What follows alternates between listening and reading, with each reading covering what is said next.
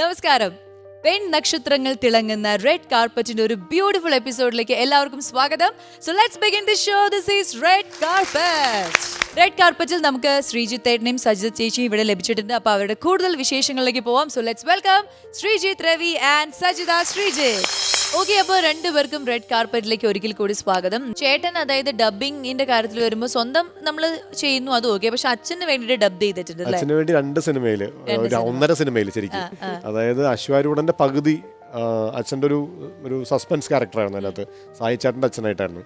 അപ്പോൾ അച്ഛൻ്റെ ചെറുപ്പകാലം ഓൾറെഡി കാണിച്ചു കഴിഞ്ഞു. ഒരു ഫ്ലാഷ് ബാക്ക് കട്ട്സിൽ അത് അച്ഛൻ തന്നെ ഡബ് ചെയ്തു. പിന്നെ ഒരു തീപിടുത്തം ഉണ്ടായി, അവിടുന്ന് അച്ഛൻ മരിച്ചു എന്നെല്ലാവരും വിചാരിക്കുന്നു. അത് കഴിഞ്ഞിട്ട് പിന്നീടാണ് ഒരു ക്യാരക്ടർ, ഒരു സിൽവറ്റിൽ വരുന്ന ഒരു ക്യാരക്ടറാണ്. അപ്പോൾ ആരാന്ന് മനസ്സിലാവുന്നില്ല, ശബ്ദം മാത്രമേ ഉള്ളൂ, സായിച്ചാനോട് സംസാരിക്കുന്ന ശബ്ദം മാത്രമേ ഉള്ളൂ, പൊള്ളലേറ്റിട്ടുള്ള ക്യാരക്ടറാണ്. അപ്പോൾ അച്ഛൻ തന്നെയാണ്, പക്ഷെ അച്ഛനാണെന്ന് ആൾക്കാർക്ക് മനസ്സിലാവാൻ പാടില്ല. അതിന് സായിച്ചാൻ്റെ കണക്ഷൻ മനസ്സിലാവും. അപ്പോൾ ഇതിൻ്റെ റിവെഞ്ചും പരിപാടികളൊക്കെ മനസ്സിലാവും. അപ്പോൾ അതില്ലാതിരിക്കാൻ വേണ്ടി ജയരാജ് സാർ പറഞ്ഞു, പൊള്ളലേറ്റ ആളുടെ ശബ്ദം മാറുന്നതിനൊരു ലോജിക്കില്ലായ്മയുണ്ട്. ശബ്ദം ഒരു ചെറിയ മാറ്റമൊക്കെ ഉണ്ടാവാമെന്നല്ലാതെ ഒരു പൂർണ്ണമായിട്ടും വേറെ ആളെ കൊണ്ട് ഡബ് ചെയ്യിക്കാൻ പറ്റില്ല. അപ്പോൾ ആ ഛായയുള്ള എന്നാൽ അച്ഛനാണെന്ന് മനസ്സിലാവാത്തൊരു ശബ്ദം വേണം.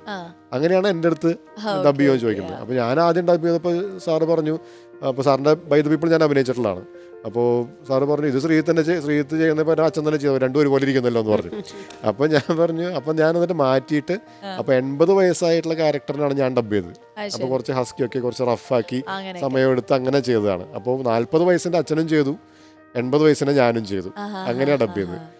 അത് അറിഞ്ഞിട്ടാണെന്ന് തോന്നുന്നു അച്ഛൻ സ്ഥലത്തുണ്ടായിരുന്നില്ല. പ്രാഞ്ചിയേട്ടൻ സെയിൻ്റെ ഡബ്ബിങ് നടക്കുമ്പോൾ അച്ഛൻ സ്ഥലത്തുണ്ടായിരുന്നില്ല. അപ്പോൾ രഞ്ജിത്തേട്ടൻ എനിക്ക് വേണ്ട ഇതാരോ പറഞ്ഞിട്ടാണെന്ന് തോന്നുന്നു ഇത് ശ്രീജിത്ത് എന്ന് ചെയ്തോ. അച്ഛൻ ആ സമയത്ത് ആഫ്രിക്കയിലായിരുന്നു, എൻ്റെ ബ്രദർ ആഫ്രിക്കയിലാണ്, ബോട്സ്വാനയിലാണ്.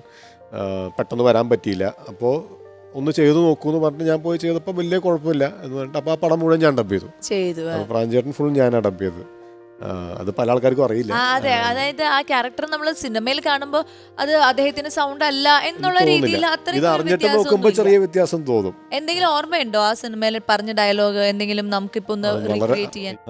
ഡയലോഗ് കൃത്യമായിട്ട് ഓർമ്മയില്ല, ഇപ്പൊ ഒന്ന് പറഞ്ഞു നോക്കാം. പുതുപ്പേട്ടൻ നിന്റെ അടുത്ത് മാത്രമേ ഇറക്കാറുള്ളൂ, അത് പറ്റാണ്ടാവുമ്പോ പുതുപ്പേട്ടൻ്റെ ഒരു ഫുൾ സ്റ്റോപ്പ് ഇടും, ഇറക്കലിനല്ല എൻ്റെ ലൈഫിന്. എന്തെങ്കിലും ആവശ്യമെങ്കിൽ വിളിച്ചോട്ടാ, ഞാൻ കാസിനോന്റെ ബാറിലുണ്ടാവും. ആൻഡ് ഇപ്പോ എന്താ പറയാ, നമ്മൾ എപ്പോഴും പറയും കുറെ പോലീസ് ക്യാരക്ടേഴ്സ് ഒരാൾ ചെയ്തു കഴിഞ്ഞാൽ നമുക്ക് അതങ്ങ് മനസ്സിൽ നിൽക്കും. അതേപോലെയാണ് ചേട്ടന്റെയും ആ ഒരു വേഷം. ഏറ്റവും കൂടുതൽ ചെയ്തിരിക്കുന്ന അങ്ങനത്തെ ക്യാരക്ടേഴ്സ് തന്നെയാന്ന് തോന്നുന്നു. ഞാൻ ഒരു കാലഘട്ടത്തിൽ എനിക്ക് തോന്നുന്നു തുടങ്ങുന്ന സമയത്ത് ഗുണ്ടാവേഷങ്ങൾ മാത്രമേ ചെയ്തിട്ടുള്ളൂ. കുറേ തുടർച്ചയായിട്ട് മട്ടാഞ്ചേരി ഗുണ്ടാന്ന് പറഞ്ഞാൽ എന്നെ വിളിക്കും. ഞാൻ വന്നിറങ്ങുമ്പോഴേക്കും എനിക്ക് മേക്കപ്പുകാർ ഇവിടെ ഒരു വെട്ടിട്ട് തരും. പിന്നെ ഓൾറെഡി ഇവിടെ ഒരു വെട്ടുണ്ട്, അതൊന്ന് കുത്തി പഴുപ്പിക്കും. അത് കഴിഞ്ഞ് പിന്നെ ഒരു കോസ്റ്റ്യൂമിൽ ഒരു ചങ്ങല, സിൽവർ ചങ്ങല കിട്ടും. പിന്നെ ഒരു ലുങ്കിയും പുറത്തേക്ക് പറഞ്ഞ ട്രൗസറും തരും. ആർട്ടുകാർ ഒരു വടിവാളം തരും. അത് സെറ്റാണ്. ശ്രീജിത്ത് വന്ന് ഇറങ്ങി കഴിഞ്ഞാൽ, ഞാൻ വന്ന് ഇറങ്ങി കഴിഞ്ഞാൽ ഇതാണ് എനിക്ക് തരിക.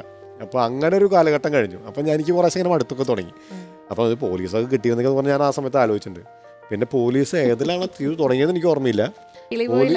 കിളിപോയാണോ? അല്ല, അതിന് മുമ്പേ ഉണ്ട്. അപ്പൊ പോലീസ് ചെയ്ത് തുടങ്ങി. യൂണിഫോം ഒന്നും കുഴപ്പമില്ല, ഇവനിട്ടാ വലിയ കുഴപ്പമില്ലെന്നൊക്കെ ആൾക്കാർക്ക് തോന്നിയത് കൂടിയിട്ട് പിന്നെ തുടർച്ചയായിട്ട് പോലീസായി. ഇപ്പൊ കഴിഞ്ഞ കുറെ നാളുകളായിട്ട് ഒരുപാട് പോലീസ് വേഷം. പലതും ഞാൻ പോലീസ് ആയതുകൊണ്ടില്ല, ഞാൻ അതിനു വേണ്ടി താടിയൊക്കെ വളർത്തി തുടങ്ങി. അപ്പൊ പലതും നമ്മൾ വേണ്ടെന്ന് വെക്കാൻ കുറച്ചും കൂടി റീസണായി. മറ്റത് പലപ്പോഴും ഒന്നും നോക്കാതെ ചിലപ്പോൾ നമ്മൾ ചെയ്യില്ല എന്ന് പറയാനും പറ്റില്ല. അപ്പോൾ പിന്നെ ചെയ്യുന്നത് ആരും മോശം പറയുന്നില്ല, എല്ലാവരും നല്ല അഭിപ്രായം പറയുന്നു. ഇപ്പോൾ ആറാട്ടിൽ കുറച്ചാണെങ്കിലും അതിൽ നല്ല അഭിപ്രായം വന്നു. മേപ്പടിയാനിൽ പോലീസ് ചെയ്തു, അതിൽ ക്ലാപ്സൊക്കെ കിട്ടി തിയേറ്ററിൽ. അതും എൻ്റെ കഴിവല്ല, അത് ആ റൈറ്റിങ്ങിൻ്റെ കഴിവാണ്. അത് കറക്റ്റ് പോയിന്റിൽ വന്ന് കറക്റ്റ് സാധനം പറഞ്ഞതിൻ്റെ ഗുണമാണ്. അപ്പോൾ എനിക്ക് തോന്നുന്നു കുറച്ച് കഴിഞ്ഞാൽ എനിക്ക് വല്ല മറ്റേ പോലീസ് യൂണിഫോം ഞാൻ പറഞ്ഞ് തയ്പ്പിച്ച് പെൻഷനൊക്കെ തരുന്ന ഒരു ജോലി എനിക്ക് തരുവാണെങ്കിൽ ഞാൻ ഭയങ്കര ഹാപ്പിയാണ്. ഡിപ്പാർട്ട്മെന്റിലൊക്കെ എടുത്ത്. പക്ഷെ ഇതിന്റെ ഇടയിലൊക്കെ നമുക്ക് വളരെ സന്തോഷം തരുന്ന ഒരുപാട് ക്യാരക്ടേഴ്സ് വരുന്നുണ്ട്. ഒരു ക്യാരക്ടർ ഡാൻസറായിട്ട് മത്തായി കുറച്ച് സ്ത്രൈണതയുള്ള ഒരു ക്യാരക്ടറായിരുന്നു. അതൊന്നും ശ്രീജിത്തേട്ടൻ്റെ നമ്മൾ പ്രതീക്ഷിക്കാത്ത ഒരു പെർഫോമൻസ്. ഞാൻ അങ്ങനത്തെ നമ്മൾ അന്വേഷിക്കുന്നത് അത്തരം. ഇപ്പം ഞാൻ ഓരോരുത്തരെ വിളിച്ചു ചോദിക്കും, പണ്ടൊക്കെ വിളിച്ചു ചോദിക്കുമ്പോൾ ശ്രീതാണ്ട് പറ്റിയ വേഷമില്ല എന്ന് പറയും, അതായത് ഗുണ്ടാ വേഷമില്ല എന്നാണ്. ഇപ്പൊ ചോദിക്കുമ്പോൾ ദൈവം സഹായിച്ച് അതിന്ന് കുറച്ച് മാറി. ഇപ്പോൾ അങ്ങനെ പറ്റിയ വേഷമില്ല എന്ന് പറയുമായിരിക്കും, പക്ഷെ എന്നാലും പറ്റിയ നിങ്ങൾക്ക് ചെയ്യാവുന്നൊരു വേഷമില്ല. കാരണം നമ്മൾ ഒരുവിധം എല്ലാം ഒന്ന് പരിശ്രമിക്കുകയും ഒരു പരിധിവരെ കുറച്ചൊക്കെ സക്സസ്ഫുൾ ആയിട്ടുണ്ട്. ഇപ്പോൾ വേഴ്സറ്റാലിറ്റി എന്നുള്ളൊരു ഏരിയയിൽ നമുക്ക് ഒരു സാധ്യതയുണ്ടെന്ന് എനിക്ക് തോന്നുന്നുണ്ട്. ഇപ്പോൾ ഒരു കന്നഡ പടം ചെയ്തു, ഹാപ്പിലി മാരീഡ് എന്ന് പറഞ്ഞ കന്നഡ പടം ചെയ്തു, തമിഴിലൊരു 6-7 പടമായി, ഒരു ഹിന്ദി സീരീസ് അഭിനയിച്ചു, ഹാഫ് പാൻസ് ഫുൾ പാൻസ് എന്ന് പറഞ്ഞിട്ട്. അപ്പോൾ ഇവിടെയും പുറത്തുമൊക്കെ ആയിട്ട് നമുക്ക് അത്യാവശ്യം നമുക്കൊരു സ്പേസ് ഉണ്ട് എന്ന് സന്തോഷപൂർവ്വം തിരിച്ചറിയുന്നുണ്ട്. എന്തായാലും പുതിയ പ്രോജക്ട്സ് ഇപ്പൊ കന്നഡ പറഞ്ഞു, പിന്നെ ഇപ്പൊ ചെയ്തുകൊണ്ടിരിക്കുന്ന കനകരാജ്യം എന്ന് പറഞ്ഞ സത്യം മാത്രമേ ബോധിപ്പിച്ച സാഗർ ചെയ്യുന്നവരാണ്, ഇന്ദ്രൻ സാറിനാണ് ചാനൽ ക്യാരക്ടർ കനകരാജ്യം. ഇനി ഷൂട്ട് ചെയ്യാൻ പോകുന്നത് മുകുന്ദൻ ഉണ്ണി അസോസിയേറ്റ്സ് എന്ന് പറഞ്ഞ അഭിനവിന്റെ സിനിമയാണ്, വിനീതാണ് അഭിനയിക്കുന്നത്. അങ്ങനെ കുറച്ച് വേഷങ്ങൾ. ചേച്ചിയുടെ ഏതാണ് റിലീസ് ആവാനിരിക്കുന്ന പടങ്ങൾ? അത്രയ്ക്കൊന്നും ആയിട്ടില്ല. ആടുകളാണ് കൂടുതലും ചെയ്തിട്ടുള്ളത്. അതാവുമ്പോൾ കുറച്ച് ഇപ്പോഴത്തെ കണ്ടീഷനിൽ കൺവീനിയന്റ് ആണ്. പിന്നെ നമ്മള് സിനിമയാണെങ്കിൽ തന്നെ എനിക്ക് തോന്നുന്നു നോക്കുന്നത് അങ്ങനെ റെലവെന്റ് ആയിട്ടുള്ള ക്യാരക്ടർ. അപ്പൊ നമ്മളൊരു സെൻട്രൽ ക്യാരക്ടർ എന്നൊന്നും പറയുന്നില്ലെങ്കിലും റെലവെന്റ് ആയിട്ടുള്ള പെർഫോമൻസ് ഓറിയന്റഡ് ആയിട്ടുള്ള ക്യാരക്ടേഴ്സ് ആണെങ്കിൽ ചെയ്യാം. അപ്പൊ എന്തായാലും ഓൾ ദി ബെസ്റ്റ് രണ്ടുപേർക്കും, ഇറങ്ങാനിരിക്കുന്ന സിനിമകൾക്കും പുതിയ പ്രോജക്ട്സിനും എല്ലാം ഓൾ ദി ബെസ്റ്റ്. അപ്പോൾ നിങ്ങൾ ഇത്രയും നേരം വിശേഷങ്ങളൊക്കെ പറഞ്ഞുകൊണ്ട് ഒരുപാട് നമ്മൾ എന്റർടൈൻ ചെയ്യിപ്പിച്ചുകൊണ്ട് ഞാൻ ഒരു സമ്മാനം കൂടി നിങ്ങൾക്ക് രണ്ടുപേർക്കും ചേർന്ന് തരാൻ പോവാണ്. ചേച്ചിക്ക് പേടി സമ്മാനം കേട്ടപ്പോഴും ചേച്ചിയുടെ മുഖമൊക്കെ ഇത് കുറച്ച് ഇഷ്ടപ്പെടും, ഇതെന്തായാലും ഇഷ്ടപ്പെടും.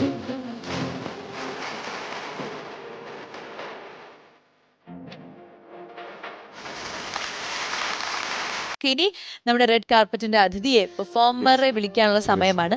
ഇന്ന് എനിക്ക് തോന്നുന്നു ഒരു അമ്മയും മകളുമാണ് ഇവിടെ വരാൻ പോകുന്നത്. രണ്ടുപേരും ചേർന്നുള്ള ഒരു പെർഫോമൻസ് ആണ് നമ്മൾ കാണാൻ പോകുന്നത്. എന്തായാലും നമുക്ക് ആ അമ്മയും മകളെയും വളരെയധികം സ്നേഹത്തോടെ റെഡ് കാർപ്പറ്റിന്റെ ഈ വനിതാ വേദിയിലേക്ക് സ്വാഗതം ചെയ്യാം. So let's welcome Ragasree and ജയന്തശ്രീ.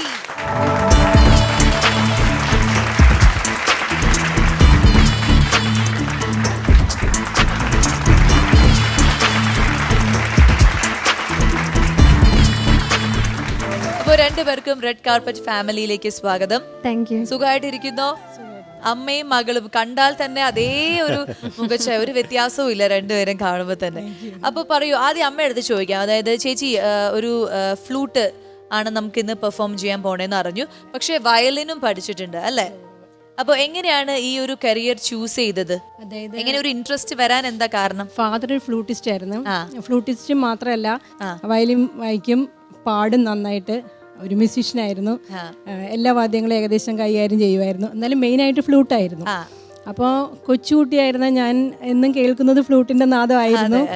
പിന്നെ ഒരു ഇൻസ്പിറേഷൻ എന്ന് പറയാനായിട്ട്, ഞാനൊരു 4th സ്റ്റാൻഡേർഡിൽ പഠിക്കുമ്പോൾ ഞങ്ങളുടെ വീട്ടിൽ ഒരു ഫോറിനർ, ജാൻ സെറ്റിൽ നിന്നാണ് പറയുന്നത്, ഫ്രം കാലിഫോർണിയ. അവർ ഫ്ലൂട്ട് പഠിക്കാൻ വേണ്ടി എൻ്റെ അച്ഛൻ്റെ അടുത്ത് വന്നിരുന്നു. അവർ കലാമണ്ഡലം കൃഷ്ണനായർ ആശാൻ്റെ അടുത്ത് കഥകളി പഠിക്കാനാണ് വന്നത്. അപ്പോൾ എങ്ങനെയോ ഫ്ലൂട്ട് ഇവിടെ പഠിപ്പിക്കുന്നുണ്ടെന്ന് അറിഞ്ഞ് അച്ഛൻ്റെ അടുത്തൊരു സ്റ്റുഡൻ്റായി വന്നു. അപ്പോൾ ഒരു ലേഡി ഫ്ലൂട്ടിസ്റ്റ് എന്ന് പറഞ്ഞിട്ട് ഒരു കോൺസെപ്റ്റ് അപ്പോഴാണ് കിട്ടിയത്. അപ്പോൾ ഒരു ഫോറിനർ വന്നിട്ട് ഒരു ഫ്ലൂട്ട് വായിക്കണുണ്ടപ്പോൾ എനിക്കത് വല്ലാത്തൊരു ഇൻസ്പിറേഷനായിട്ട് മാറി. അപ്പോൾ ഞാൻ ഒരു 4th സ്റ്റാൻഡേർഡിലാണ് പഠിക്കുന്നത്. അപ്പോൾ എനിക്ക് തോന്നി എനിക്കും ഒന്ന് ഫ്ലൂട്ട് പഠിച്ചാൽ കൊള്ളാം എന്ന് തോന്നി. അങ്ങനെയാണ് എനിക്ക് അതിനോട് ഒരു വലിയൊരു താല്പര്യം വന്നത്. അത് ശരി.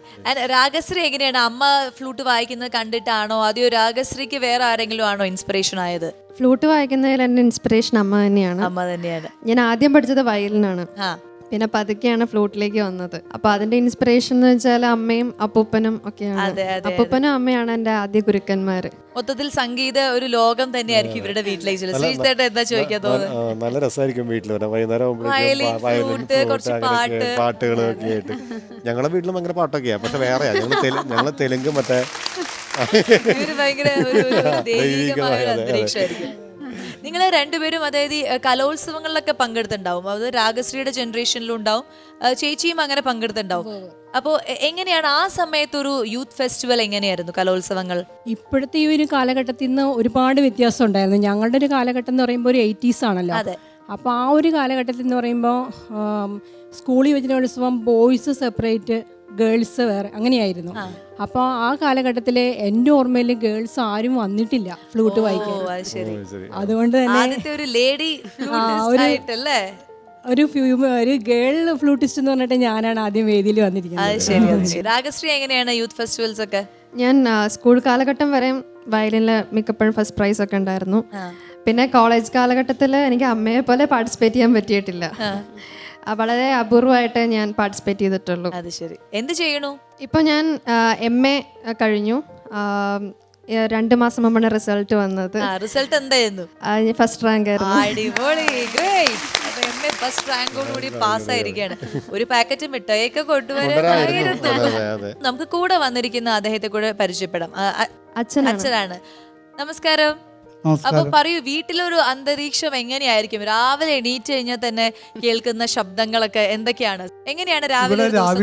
അമ്മയും മോളും പ്രാക്ടീസ് ആയിരിക്കും. അത് കഴിയുമ്പോൾ മിക്കവാറും രാവിലെ മുതൽ രാത്രി വരെ സ്റ്റുഡൻസ്, കുട്ടികൾ ഇങ്ങനെ പല പ്രായമുള്ളവര്, ചിലർ ഉദ്യോഗസ്ഥരാണ്, അവരൊക്കെ ഇങ്ങനെ ക്ലാസ്സിൽ വന്നുകൊണ്ടിരിക്കും. മോള് കൂടുതലും പ്രാക്ടീസ് ചെയ്യുന്നത് രാത്രി ഒരു 3:30 വരെയാണ്. എനിക്ക് രാത്രിയാണ് കൂടുതൽ കൺവീനിയന്റ്. രാത്രി ചെയ്ത, അതായത് രാത്രി എപ്പോ തുടങ്ങും പ്രാക്ടീസ്? ഭക്ഷണം കഴിച്ചിട്ടിരിക്കും. എന്നിട്ട് അത് വെളുപ്പിന് 3 മണി വരെ. 3 മണി വരെ കേട്ട് പഠിക്കുക. ഇവര് അങ്ങോട്ടും ഇങ്ങോട്ടും വഴക്ക് പറയുന്നതൊക്കെ മ്യൂസിക്കലായിട്ടായിരിക്കും അവരെ രാഗത്തിലൊക്കെ. ഭാര്യയുടെ സംഗീതമാണോ മകളുടെ സംഗീതമാണോ കൂടുതൽ ഇമ്പമേറിയത്? രണ്ടുപേരുടെ ഒരുപോലെ. രണ്ടുപേരുടെ ഒരുപോലെ. ആ ഉത്തരം എനിക്കറിയാം. അങ്ങനെ വരും, അല്ലാതെ അല്ലെങ്കിൽ വീട്ടിൽ പോയി ചോറ് കിട്ടൂല. അപ്പൊ ഇന്ന് 2 പേരും കൂടി ചേർന്നിട്ട് ഒരു പെർഫോമൻസ് ഇവിടെ ചെയ്യാൻ പോവാണ്. റെഡിയാണോ കാണാൻ? റെഡിയാണ്. നിങ്ങൾ റെഡിയാണോ? റെഡിയാണ്. അപ്പൊ എന്തായാലും നമുക്ക് തുടങ്ങാല്ലേ. എന്താണ് നമുക്ക് വേണ്ടി ചെയ്യാൻ പോകുന്നത്? ഒരു ഫ്ലൂട്ട് ഡുവറ്റ്. ഫ്ലൂട്ട് ഡുവറ്റ് ആണ്. Okay, so all the best. Thank you so much.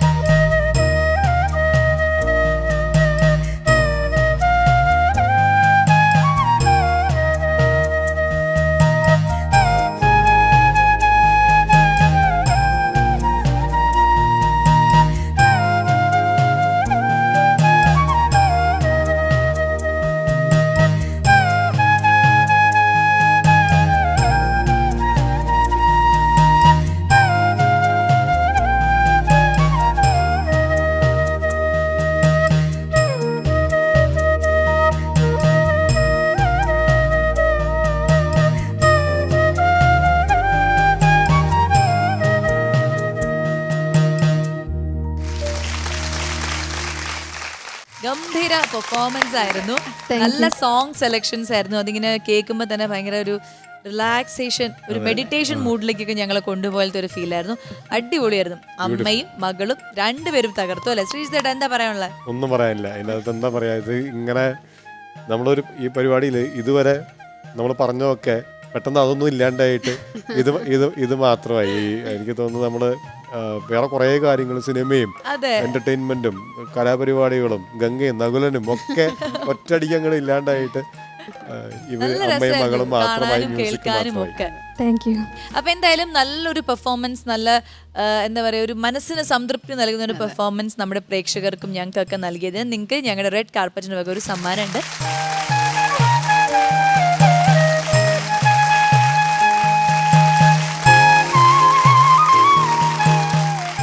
നമ്മുടെ പ്രേക്ഷകരോട് പറയാനുള്ളത്, ഇവരുടെ ഫസ്റ്റ് ഒരു സ്റ്റേജ് ആണ് കേട്ടോ ഇത്. അപ്പൊ ഒരു TV ഷോ അല്ലേ, അത് ഫസ്റ്റ് ആണ്. അപ്പൊ എന്താ പറയാനുള്ളത്? ഇതുപോലൊരു ഷോയിൽ ഞങ്ങൾക്ക് വരാൻ പറ്റും എന്ന് വിചാരിച്ചിരുന്നില്ല. എന്നാലും ഞങ്ങൾക്കൂടെ എത്തിപ്പെടാൻ പറ്റിയതിൽ അമൃത TVയോടും റെഡ് കാർപ്പറ്റ് ഷോയിനോടും ഒരുപാട് നന്ദിയും കടപ്പാടും ഉണ്ട് ഞങ്ങളിവിടെ എത്തിച്ചതിൽ. അതിൻ്റെ സന്തോഷം എങ്ങനെയാണെന്ന് പറഞ്ഞെടുക്കാൻ പറ്റുന്നില്ല. പിന്നെ മറ്റൊരു കാര്യം എനിക്ക് എടുത്തു പറയാനുള്ളത്, പറയാണ്ടിരിക്കാൻ പറ്റില്ല. അതായത് വിവാഹശേഷമാണ് ഞാൻ കൂടുതലും സജീവമായിട്ട് സംഗീതത്തിലേക്ക് വന്നത്. അക്കാഡമിക്കായിട്ട് പഠിക്കാൻ കഴിഞ്ഞു എന്നുള്ളത് എൻ്റെ ഒരു വലിയ ഭാഗ്യമായിട്ടാണ് ഞാൻ കാണുന്നത്. അതിന് എനിക്ക് ഒരുപാട് സപ്പോർട്ട് തന്നത് എൻ്റെ ഹസ്ബൻഡാണ്. എപ്പോഴും ഭർത്താക്കന്മാരാണ് അതിന്റെ ഒരു കാര്യം. ഞാൻ വിവാഹശേഷം സിനിമയിലേക്കും മുമ്പൊന്നുമില്ലല്ലോ. അപ്പോൾ അത് ക്രെഡിറ്റ് നമ്മുടെ ഭർത്താക്കന്മാർക്ക് അവകാശപ്പെട്ട തന്നെയാണ്. താങ്ക് യു ചേച്ചി, താങ്ക് യു. അപ്പോൾ എന്തായാലും നമുക്കിനി രാഗശ്രീയുടെ ഒരു പെർഫോമൻസും കൂടി ഉണ്ട് പ്രേക്ഷകർക്ക് വേണ്ടിയിട്ട്.